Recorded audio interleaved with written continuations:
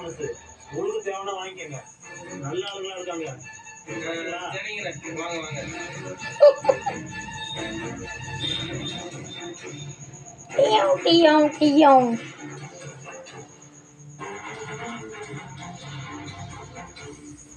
என்னையா நடக்குதுங்க? எனக்கும் ஒன்றும் புரியல. எது இவங்களெல்லாம் போட்டி போட்டு ஜெயிச்சா எனக்கு கான்ட்ராக்ட் தருவாங்களா? என்ன நீ இது? அக்கா, கான்ட்ராக்ட் மட்டும் இல்ல, இன்னும் நிறைய விஷயம் இருக்கு. இதுதான் நீங்க பிசினஸ்ல அடுத்த கட்டத்துக்கு போறதுக்கு உண்டான பெஸ்டான வாய்ப்பு.